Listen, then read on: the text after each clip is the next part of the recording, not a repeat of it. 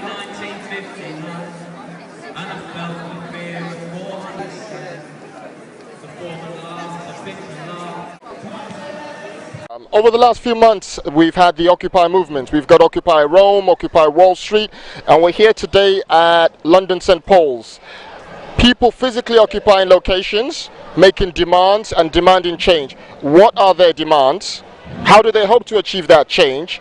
And by implementing Islamic economic and political policies, how can the Muslim countries ensure they don't end up in the same place? I will be exploring the issues with a guest, but first of all, let's see what the protesters have to say. I've been here since Saturday, so this is just over a week for me now. Why are you here? Okay, I think the Occupy movement is fundamentally a demand for things to be done differently. Yeah, I'm here to take part in the occupation to show that there are people in this country who identify with the poorer world, who want to stop big business and the corporations from taking the power out of ordinary people. The issues raised here and the discourse around the camp and stuff is pretty much to find alternative systems of government or economic government that don't end up in crisis like this. A lot of people here talk about the bankers and see this as part of the problem.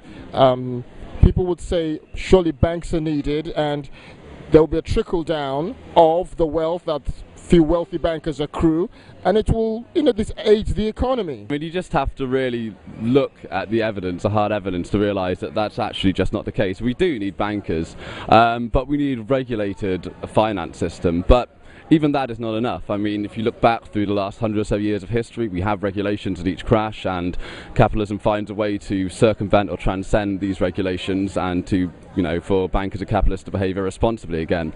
Bigwigs in the City of London getting away with business as usual, paying themselves their bonuses, shuffling money from one place to another, not paying any taxes on their transactions. We have to pay VAT on everything we buy, that's 20%. But 95% of the financial transactions that happen on this planet are not connected to goods or services. It's just money, capital flows moving about. Every time capital moves, somebody makes a fortune. They make their commission and they don't pay tax on that. Don't you have confidence that the parliamentarians, the people's representatives, should be able to solve and address these problems? No. No confidence at all. No confidence in the democratic system? It's not democratic. We have a representative democracy that when we vote for them, they can do whatever they like. Yeah, they are not representing us. They are representing themselves.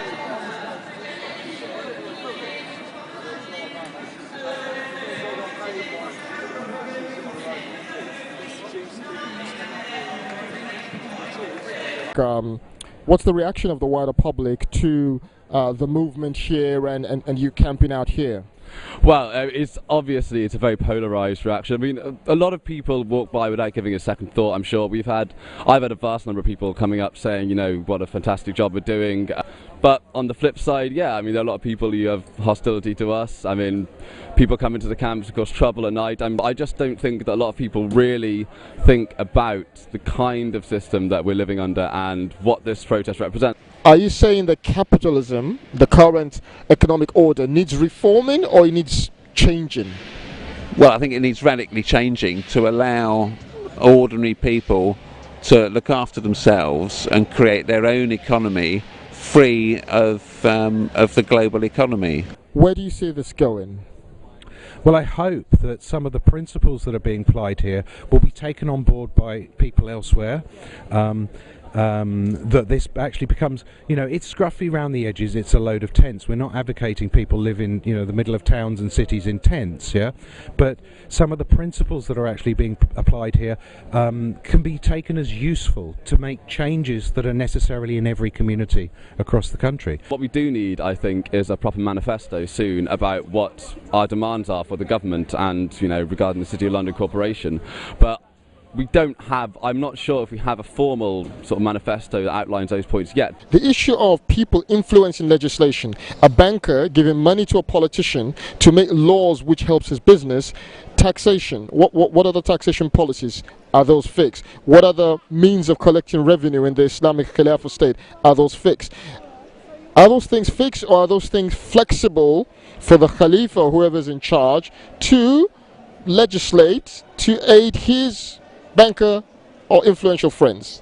I think one of the flaws that you get in the democratic system is the way in which you have the election process. You have an election, you have people elected to parliament or to a senate for 5 years, 4 years, and then you have political parties that then work to get their man into government every 4 or 5 years. So therefore, these individuals who then can make the law become in themselves very powerful, and so therefore political patronage becomes very important, and that's where the influence and the corruption comes in. However, in Islam, when the Khalif is elected, he is elected, full stop, end of story. And so therefore there isn't this election and re-election and people actually baying for getting involved in political parties just to get their man into government. It's really about upholding the Sharia. It's really about upholding justice and implementing Islam, which is a defined system from Allah Subhanahu wa Taala.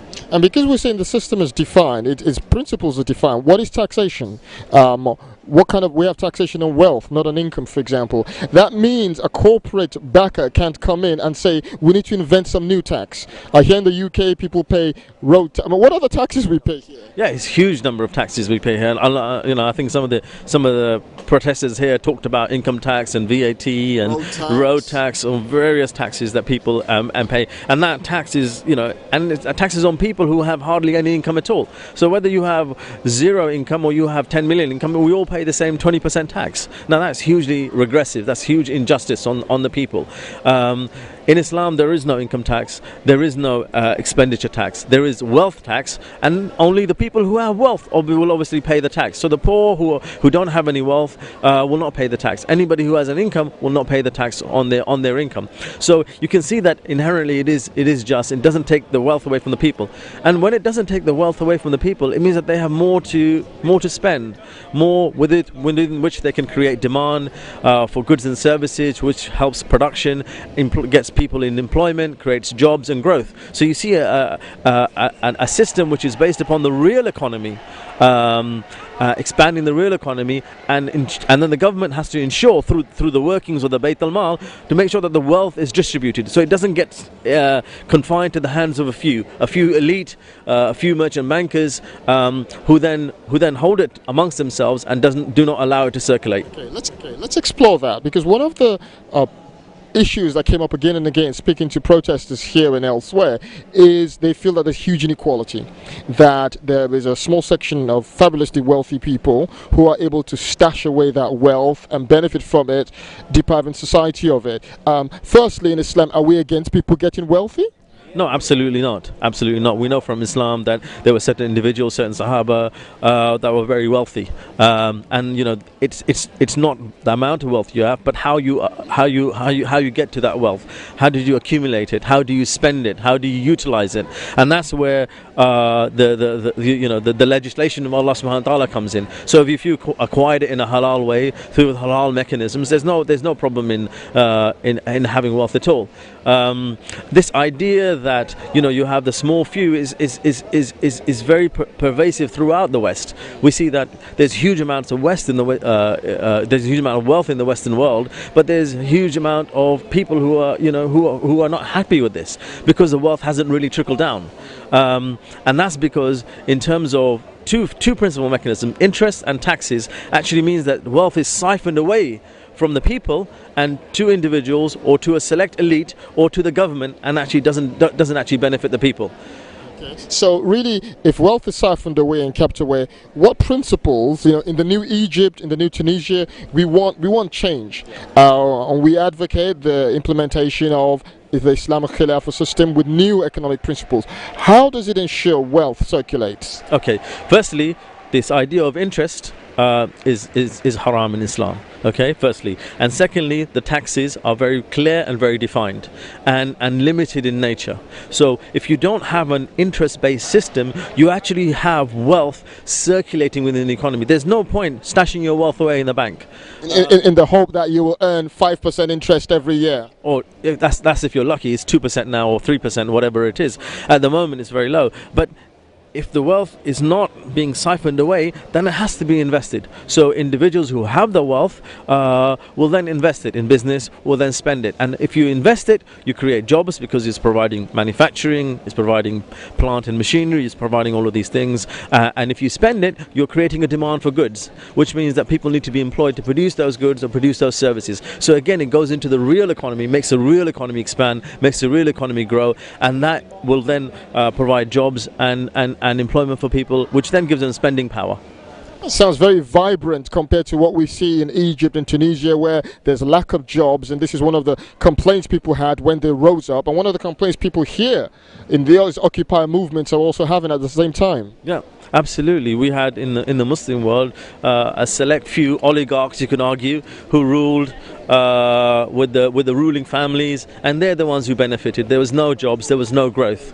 Likewise, to some degree here, you have a greater amount of wealth as an economic gross domestic product in the West. But however, you see increasing numbers of people rising up and actually criticizing capitalism, saying that it's not actually distributing wealth. So I think it's very clear that the Muslim world needs to stay clear of these kind of systems, because it will if they implement these systems, they will implement these problems. There's no doubt about it. They will implement the flaws, and they will implement the injustices that people have talked about here, and it won't be too long before there'll be another revolution.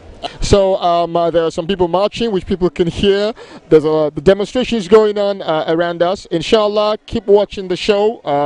Follow us on Twitter. Jazakallah khair to Arif for coming and clarifying many issues for us.